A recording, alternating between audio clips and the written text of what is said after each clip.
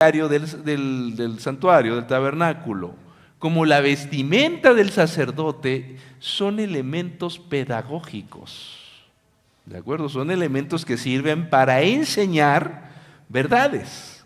No son fines en sí mismos, son elementos que están ahí para enseñarme. Y la vestimenta del sacerdote y del sumo sacerdote eran muy importantes para enseñarle al pueblo grandes verdades del Evangelio. Y por supuesto, los materiales tenían que ver con un clima que en este caso correspondía pues al desierto. Tenemos dos casos, tenemos al sacerdote y al sumo sacerdote. El sacerdote llevaba un gorro, una túnica de lino y un cinturón, nada más. Un sacerdote llevaba entonces el gorro, la túnica de lino y el cinturón. ¿Por qué el que era de lino tenía que ser de lino? ¿Quién me dice por qué?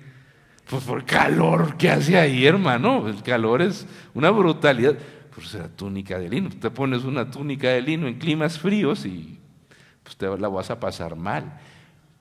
A eso respondía el tipo de materiales. En cambio, el sumo sacerdote, que era el líder de los sacerdotes, llevaba, además de la túnica, llevaba un turbante, una mitra con una plaquita, un efod, vamos a ver eso, un pectoral, la túnica labrada y el manto del efod. Es decir, el sumo sacerdote tenía su mitra, tenía su efod, especie de chaleco, en pectoral, que va en el efod, la túnica labrada, que es de lino también, pero con un poquito más de detalle, el manto del efod azul y el cinturón del efod.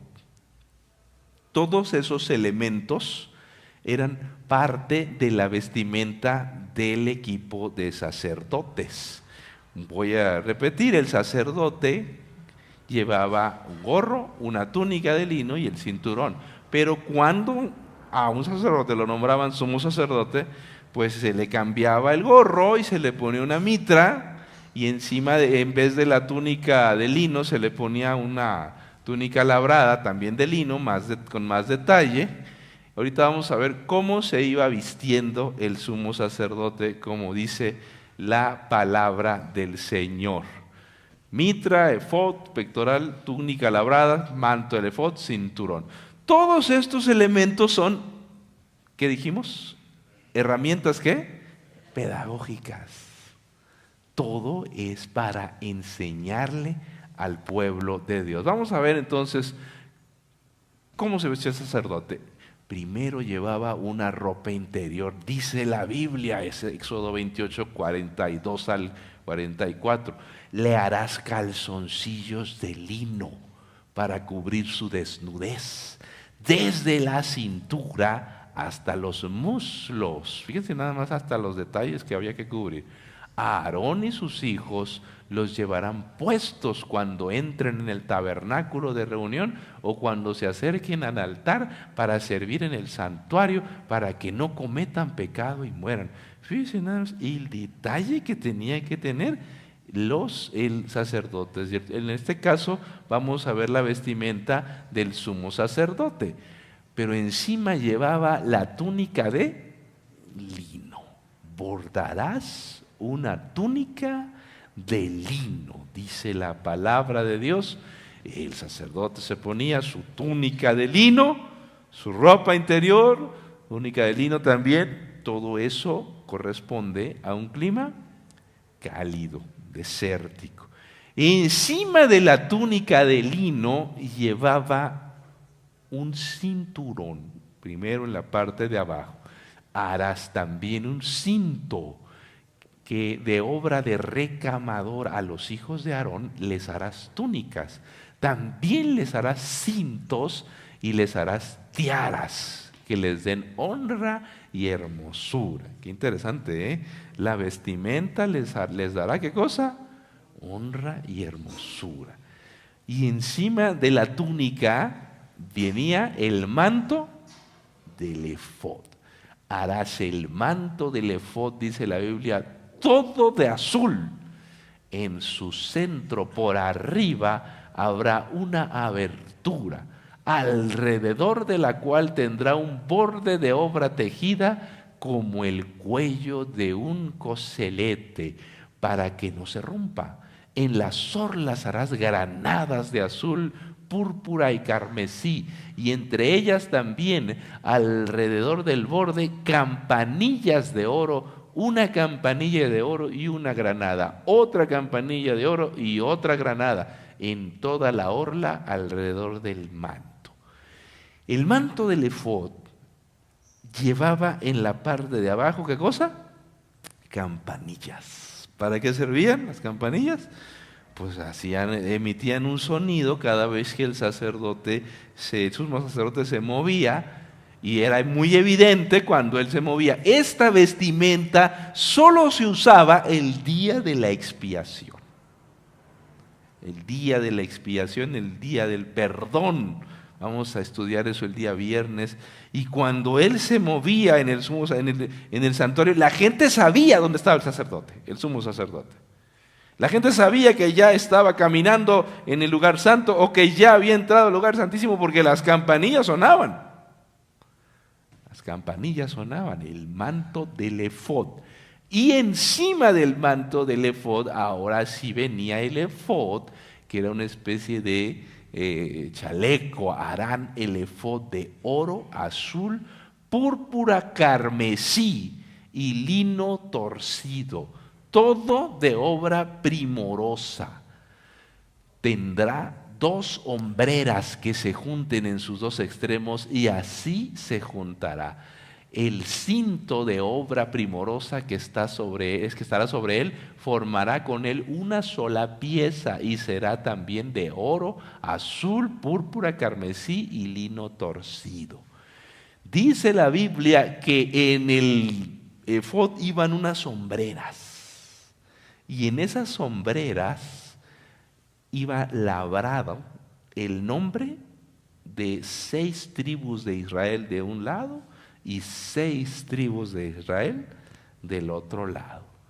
Así que esta era una obra primorosa. Llevaba un cinto también, que era parte del efod, y la otra pieza fundamental era el pectoral del juicio.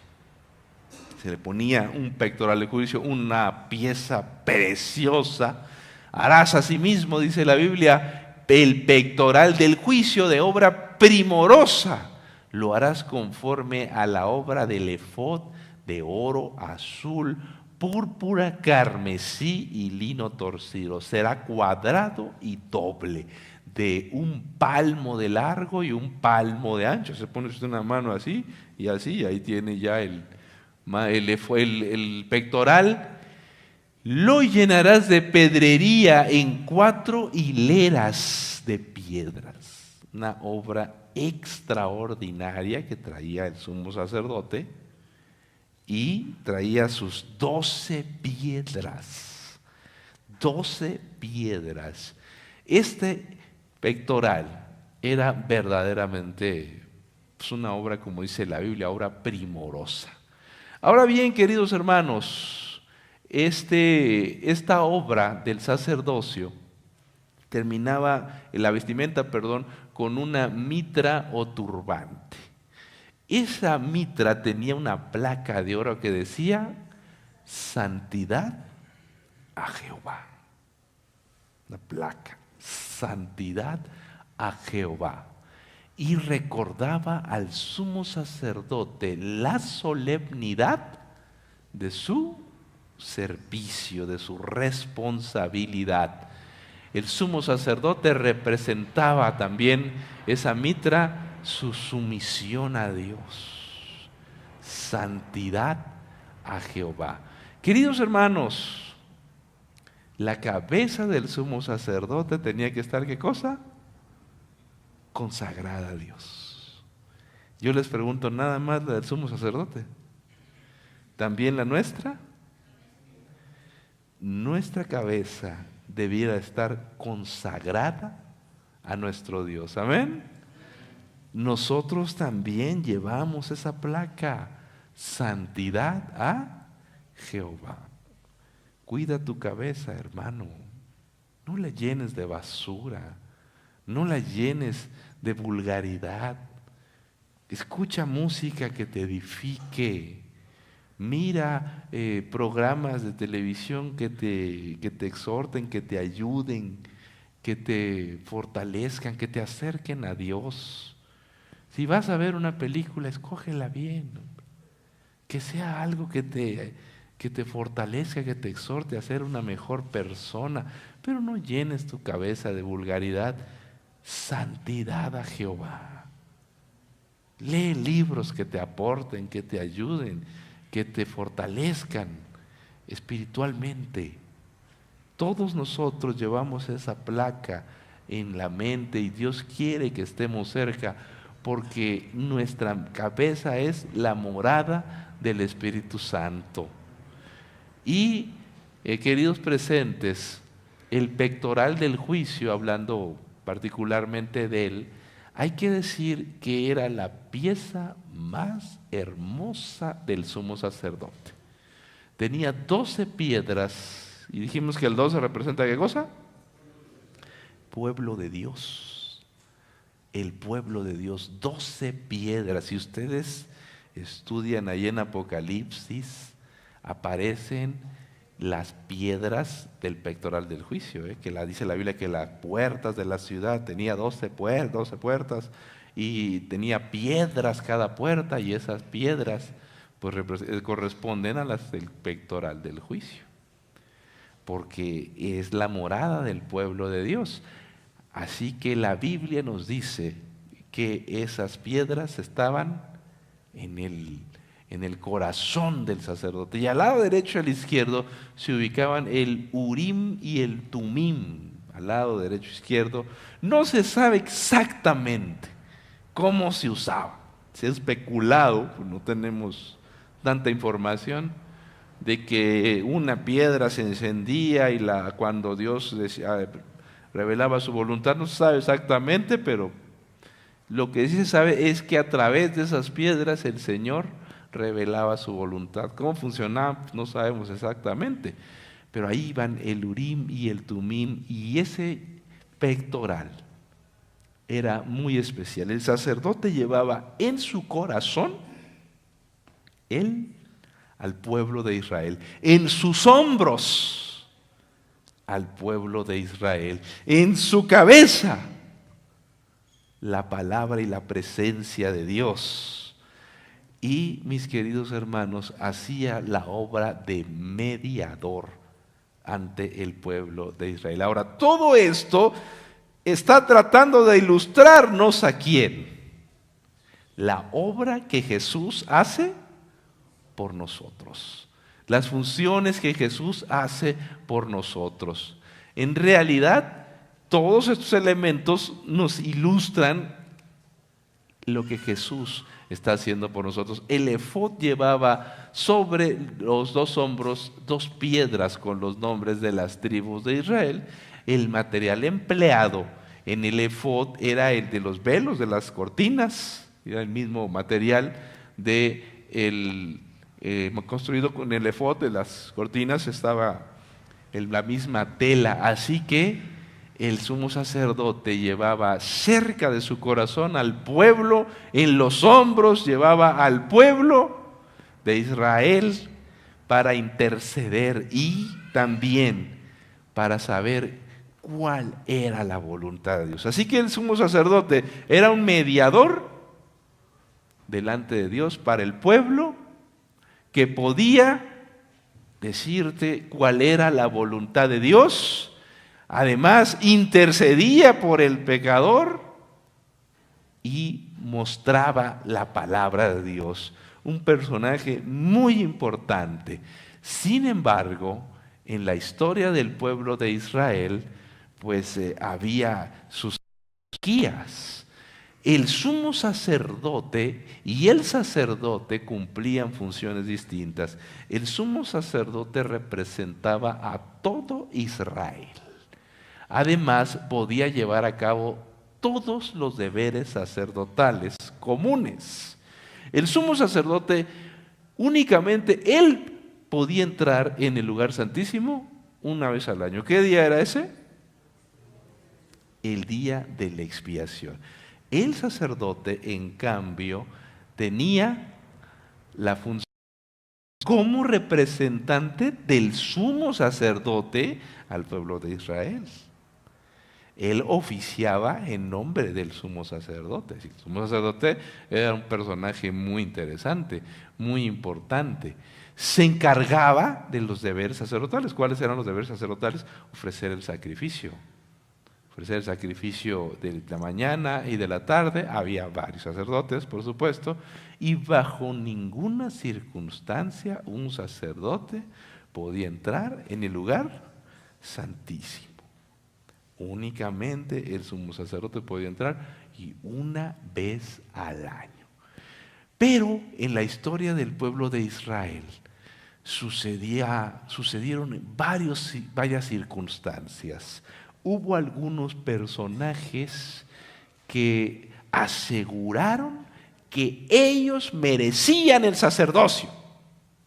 Que eso del sacerdocio cualquiera lo podía hacer. ¿Quiénes fueron? Pues el primero de ellos, ¿se acuerda usted de Coré? Coré le dijo él pertenecía a la tribu de Leví y le reclamó a Moisés: ¿ustedes por qué se andan queriendo poner por encima del pueblo? Nosotros también podemos ser sacerdotes. Tráigame un incensario. Y él y su gente y su familia, 250 personas, tomaron un incensario. ¿Y qué pasó? ¿Recuerda lo que dice la Biblia? Se abrió la tierra y se los tragó. A lo largo de la historia del pueblo de Israel ha habido gente que ha despreciado el sacerdocio. Eso cualquiera lo puede hacer. Eso cualquiera lo puede hacer. Coré dijo: nosotros también podemos hacerlo. Otro fue Saúl. ¿Se acuerda de Saúl? Dice la Biblia que no llegaba el profeta Samuel para ofrecer el sacrificio. Y Saúl dijo: pues total, yo soy el rey. Aquí yo soy el que mando, aquí yo soy el que digo lo que se hace y yo ofrezco el sacrificio. A ver, tráigame el cordero. Igual, lo sacrificó. Y le dijo Samuel: locamente has hecho.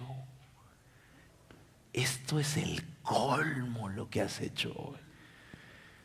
Has hecho esto, pero con esto quiero decirte que Dios te ha abandonado a ti. Hay gente que piensa que cualquiera puede ser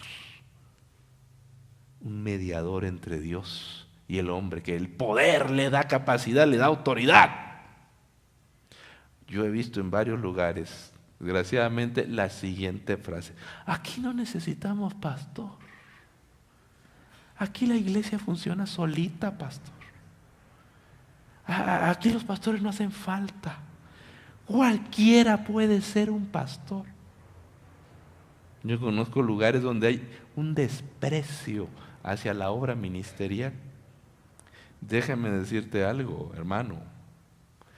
A la iglesia no le conviene tener un liderazgo débil. Todos nosotros debemos luchar por tener un liderazgo sólido, un ministerio fuerte, un pastorado ejemplar.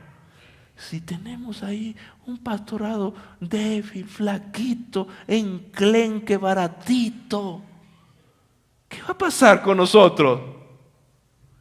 La iglesia pierde rumbo. La iglesia pierde rumbo. Preocúpate porque el ministerio, el pastorado donde tú estás, sea un pastorado sólido. Amén. Fuerte. Porque cuando hay vacíos de poder, otro lo va a llenar. ¿Quién sabe de dónde va a salir?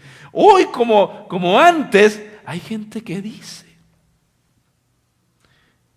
que él o ella sí te va a decir lo que los pastores no te predicamos. Yo sí les voy a decir la verdad, no como los pastores. A ver, enséñame cuál verdad. Yo les voy a dar una nueva luz. ¿De dónde salió esa nueva luz? Por favor, hermanos, yo los invito a usar la cabeza, la razón y la oración. Cuando venga un paladín a quererles decir que él ha descubierto una nueva luz,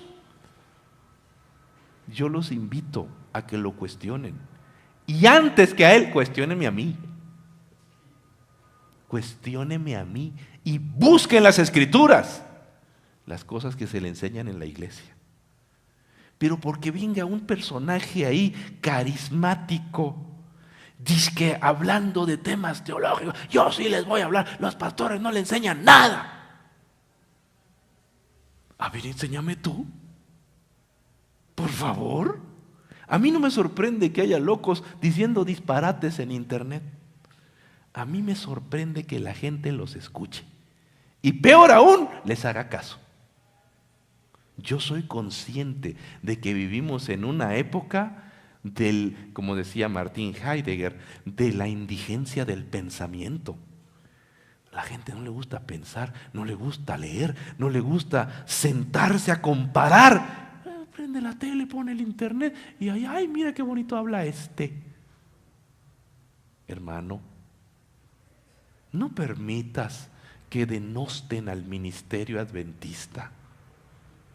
Si tú y yo no lo defendemos, nosotros, si nos quedamos con un liderazgo pobre y débil, nuestra iglesia va a sufrir. En el tiempo de los jueces, dice la Biblia, cada quien hacía lo que bien le parecía. ¿Eso queremos? No. Los sacerdotes también se equivocaron en la historia. ¿Te acuerdas de los hijos de Eli? Y hermano, esos armaron un negocio.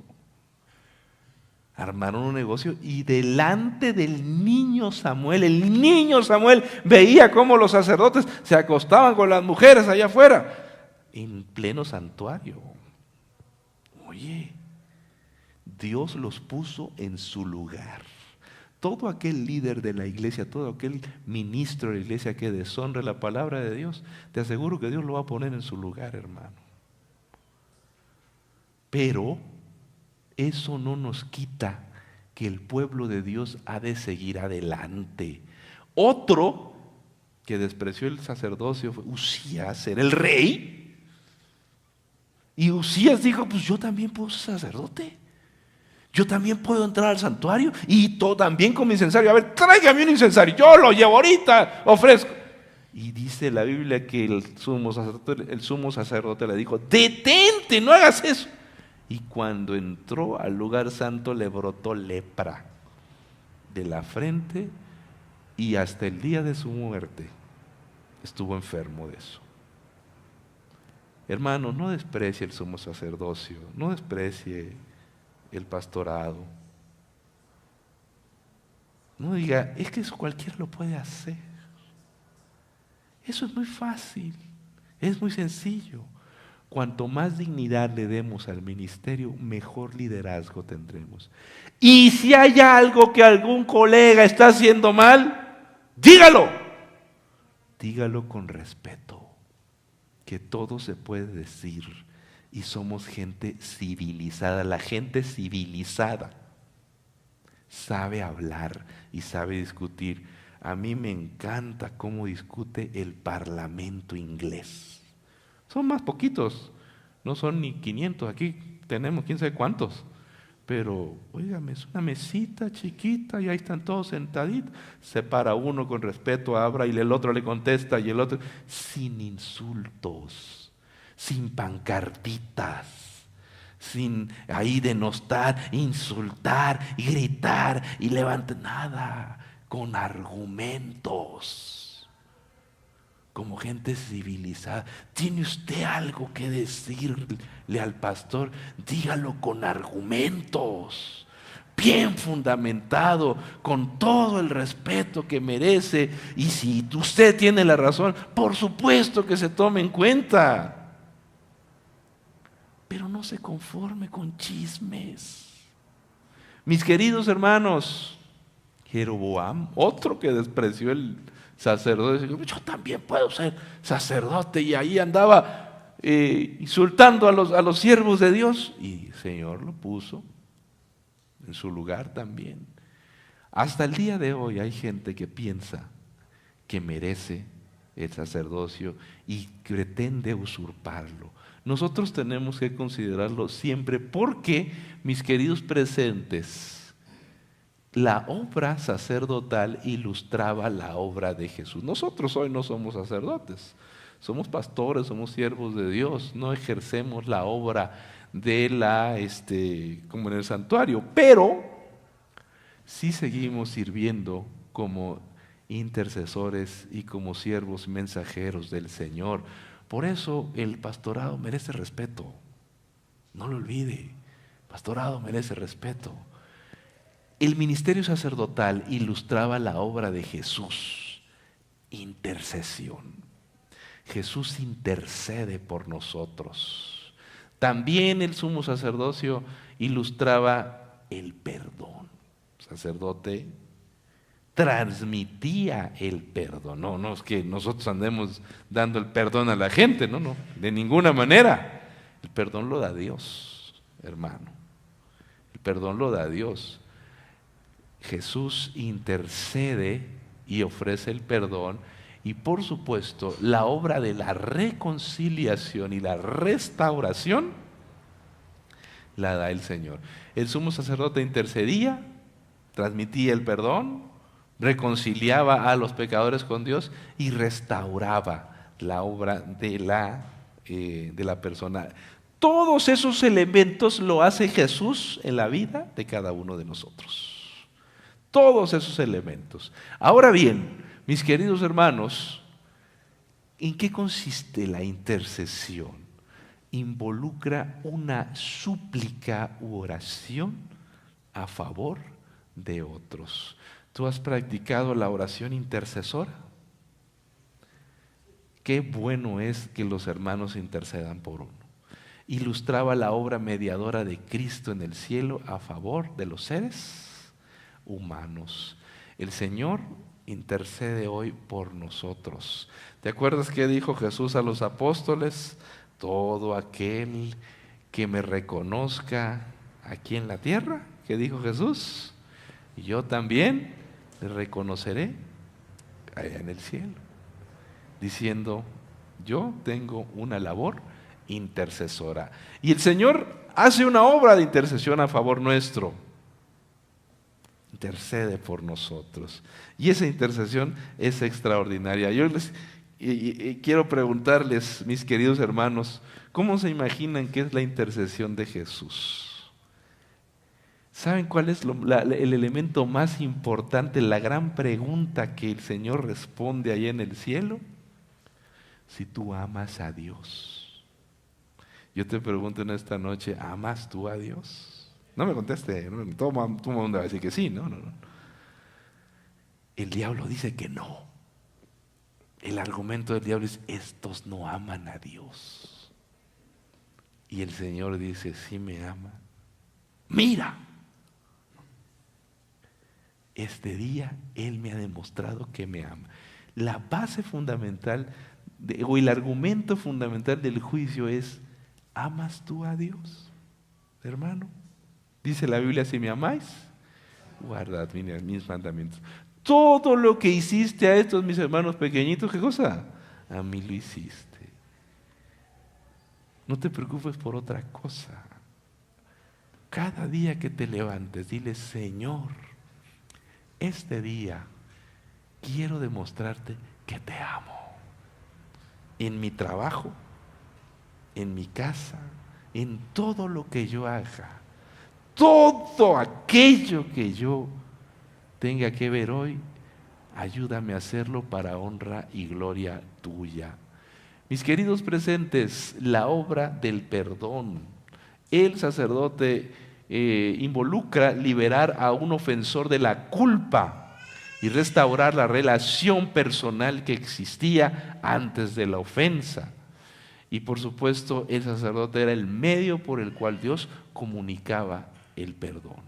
Y esa es la obra que Jesús está haciendo hoy. El Señor nos otorga el perdón, pero ese perdón, dijimos, ha tenido un costo. ¿Y cuál es ese costo? ¿Quién ha pagado el precio? Jesús. Él nos otorga el perdón, mis queridos hermanos. Ilustraba el perdón que Jesús nos ofrece desde su ministerio sacerdotal. El perdón que Jesús nos ofrece todos los días. Todos los días. Y saben ustedes que ese perdón Él quiere que se lo ofrezcamos a los demás. El Señor dijo: Padre, perdónalos, porque no saben lo que hacen. Muchas veces yo me he preguntado, ¿por qué uno tiene que hacer eso? ¿Por qué tiene que perdonar a la gente que no le interesa que uno la perdone? ¿Ustedes creen que los fariseos estaban preocupados porque Jesús los perdonara? ¿Por los romanos? Hay gente que no le importa que tú la perdones. El vecino ese malvado que tienes, el jefe de trabajo, el compañero ese que ya no lo aguantas, o ese maestro que parece un demonio y me hace la vida de cuadritos. O sea, esa mujer ahí que me molesta, ¿por qué la tengo? A ella no le importa que tú la perdones, pero Jesús dice que hay que perdonar a la gente que nunca nos va a venir a pedir perdón. ¿Por qué? Para no enfermarse, hermano. Dice Jesús que hay que orar por los enemigos y bendecir a los que os maldicen. Yo he comprobado que esa es la mejor terapia para no enfermarse y no guardar rencores. Ora por la gente que te ha hecho daño. Ora por la gente que te ha lastimado. Ora por la gente que te ha hecho un daño muy especial, para que tú no guardes rencor en el corazón, porque eso enferma. Esa gente a lo mejor no va a cambiar, pero en tu corazón no quedará el daño. Imagínate, enfermarse, aquel me hizo daño y todavía peor, me enfermo por culpa de él. No puede ser, no vale la pena, no merece la pena. Señor, perdónalo, no supo lo que me hizo. Me hizo un daño el infeliz que no sabe. Pero perdónalo, ayúdalo. Eso te va a quitar el rencor del corazón. Y eso es, su hermano, de lo mejor, de la mejor terapia que puede haber. Queridos presentes, el Señor también nos da reconciliación. El sacerdote ayudaba a reconciliar, a restablecer las relaciones entre Dios y el hombre. El Dios y el hombre. Ilustra la obra reconciliadora que Jesús realiza en el cielo. Ahora bien, hermanos, importantísimo lo que voy a decir. Dice la Biblia que el pueblo de Dios en 1 Pedro 2:9 es un pueblo de reyes y ¿qué más? Y sacerdotes. Amén. Tú y yo seremos un reino ¿de qué cosa? De sacerdotes. Así que nosotros también podemos participar hoy para reconciliar gente. Amén. Por lo tanto, no andemos metidos en chismes, hombre. Imagínate que tú o yo, a través de nuestra lengua o nuestra influencia, andemos destruyendo un hogar, andemos destruyendo a un joven, a una señorita, a una persona, en este país machista, en este país de lo más recalcitrante, que se note el machismo. Hablar mal de una mujer es terrible. Si de un hombre no se puede hablar en este país de machos, de una mujer menos. Mejor reconcilia gente. Amén. Oiga, pero ¿qué esa mujer? Aunque sea verdad, tú no andes hablando de ella. En este país de locos, de machistas, le puedes destruir la vida a una dama. Nada más por hablar de ella, hacer un comentario ligero. Fuéramos más civilizados, pues se podrían decir más cosas. Pero no se puede. México sigue siendo un país recalcitrantemente machista. Hablar de una mujer es destruirle la vida. En la iglesia, hermanos, hay que reconciliar gente. Hay que favorecer el perdón. Hay que favorecer la intercesión. Y además, mis queridos presentes, la obra de la restauración. El sacerdote restauraba.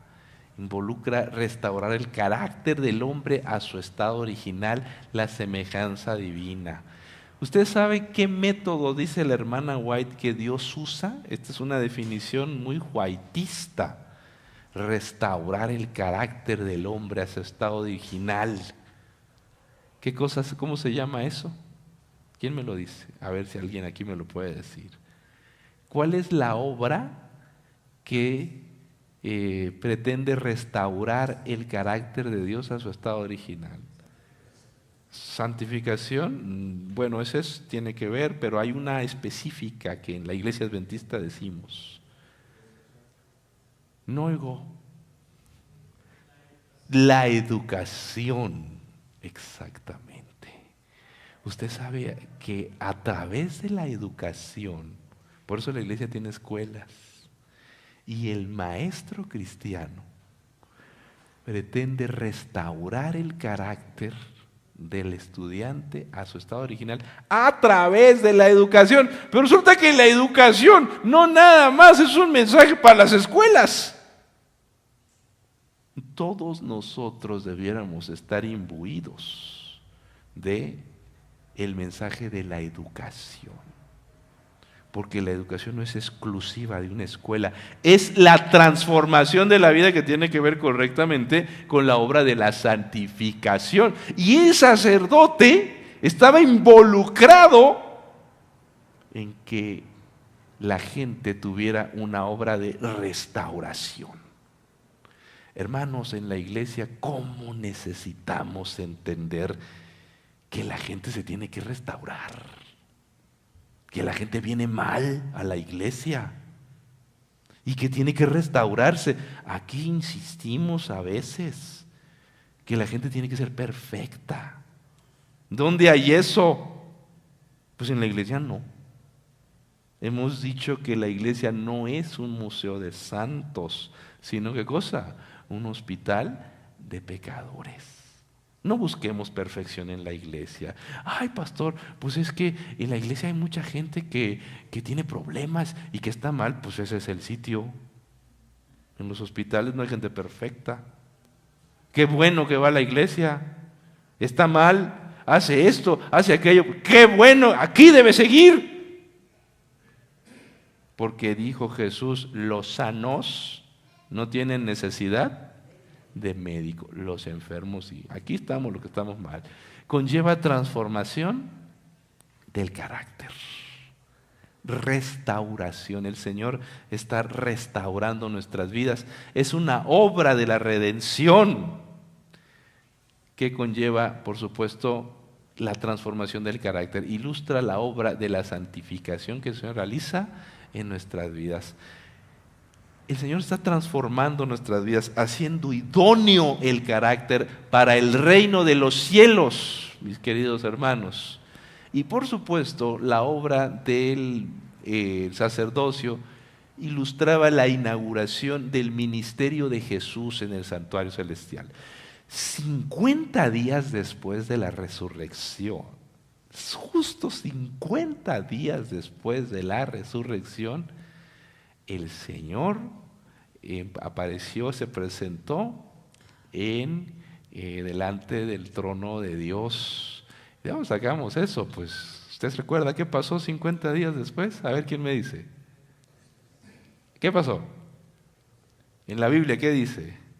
50 días después de la crucifixión, del día de la Pascua.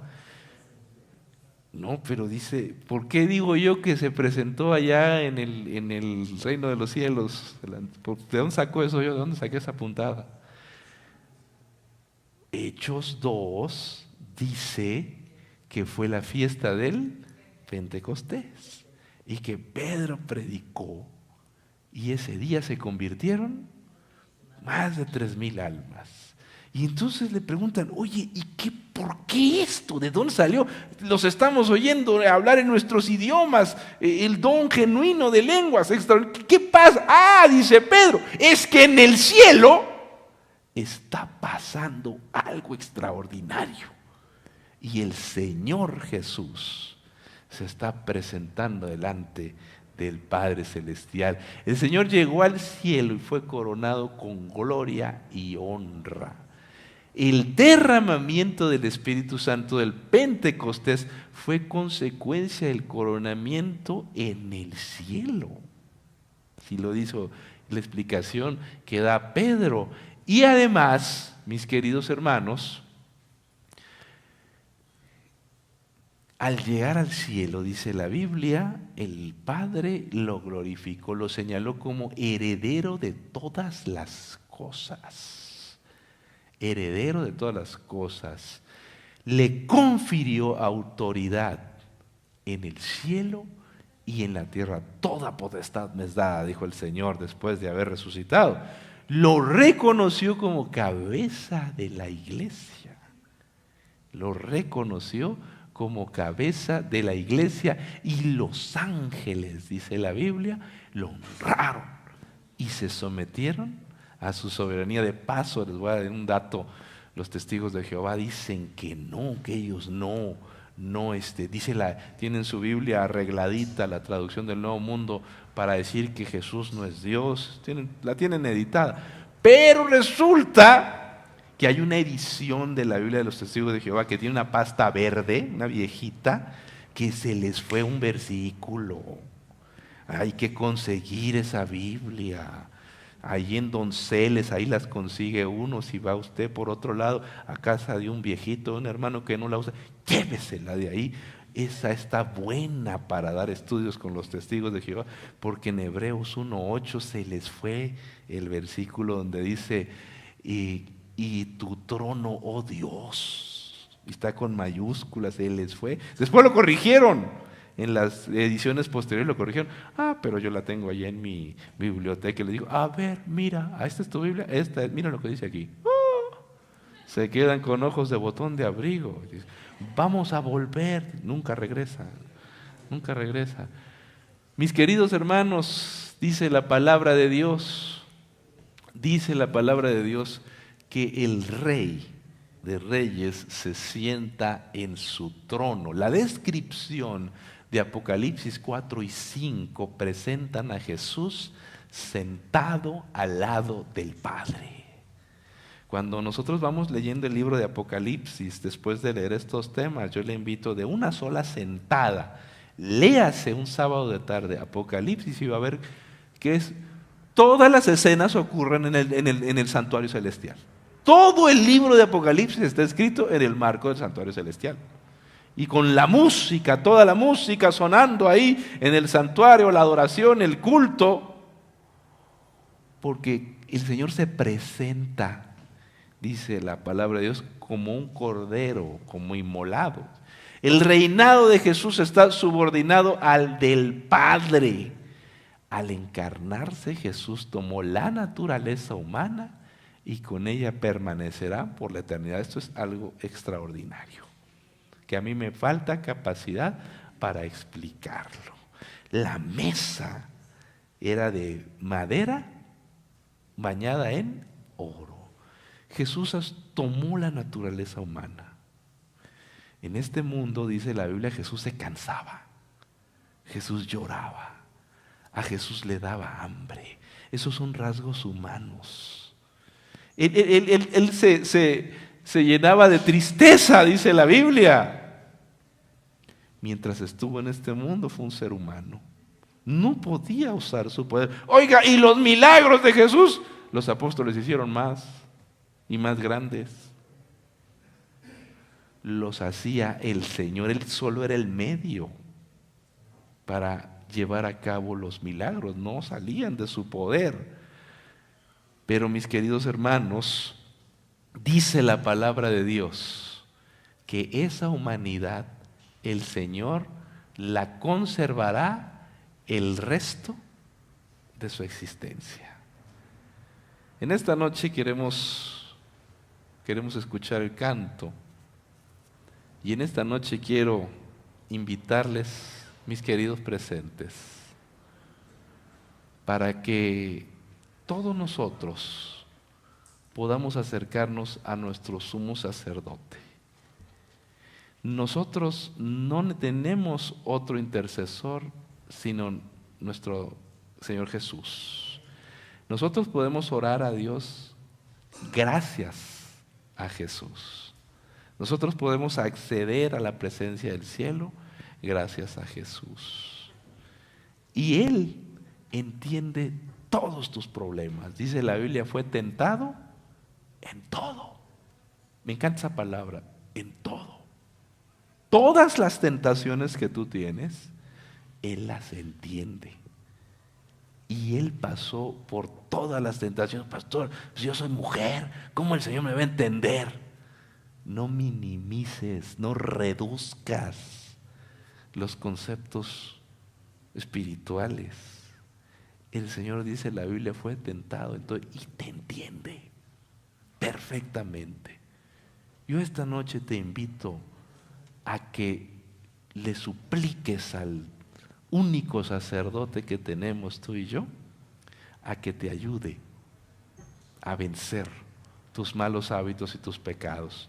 Si tú quieres pedirle eso a Dios, hoy quiero orar por ti. Mientras la chica canta, vamos a orar. Ven aquí, vamos a orar para que nuestro sumo sacerdote nos ayude, interceda por nosotros, nos restaure, nos reconcilie y nos ofrezca el perdón.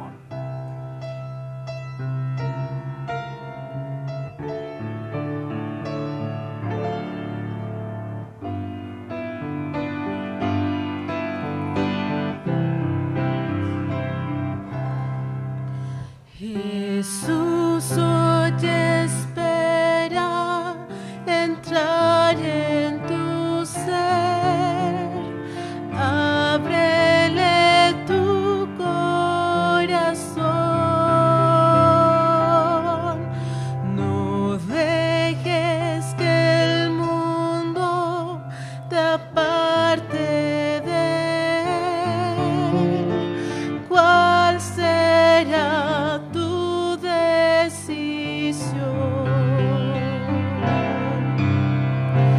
Cada momento esperando está, y ahora te llama otra vez. Si le abres la puerta de tu corazón, Él será tu Salvador. Si das este paso hacia Cristo el Señor, tierno te recibirá.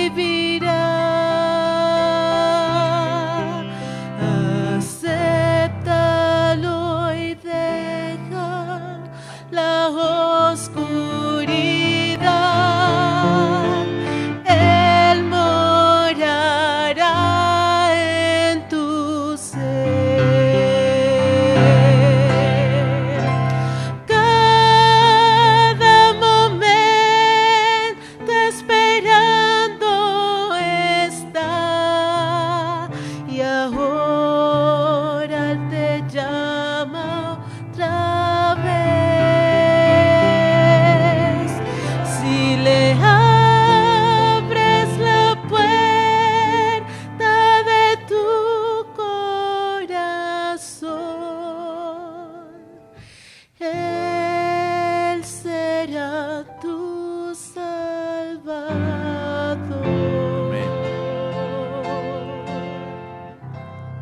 Vamos a orar.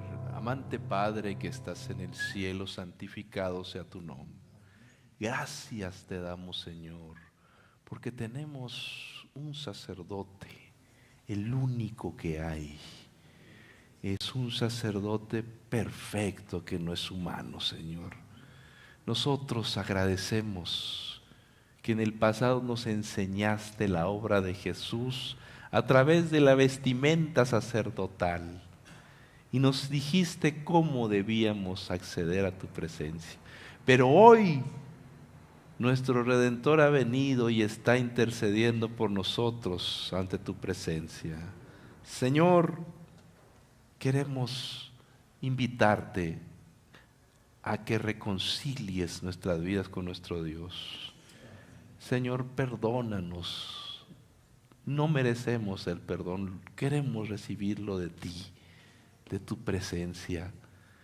Te confesamos, Señor, que tenemos malos hábitos, que tenemos algunas ataduras en nuestras vidas que no nos dejan crecer. Las ponemos en tus manos para que tú nos restaures, Señor. Sanes esas heridas que el paso por este mundo nos ha dejado. Te suplico especialmente por los hermanos que están aquí al frente, los que se han puesto de pie, que de manera silenciosa te dicen que te necesitan profundamente. Señor, solo tú puedes otorgarnos el perdón. Ningún ser humano lo puede hacer. Por eso a ti te rogamos que limpies nuestras vidas de pecado, que nos convenzas de que estamos limpios delante de ti. Y Señor, que nos tengas a tu lado, cerca en todo momento. En el nombre de Jesús te lo rogamos. Amén. Dios los bendiga. Mañana vamos a estudiar las fiestas anuales, jueves, viernes y sábado, las 7 fiestas. Mañana estudiaremos las fiestas de primavera. Que Dios les bendiga en esta noche.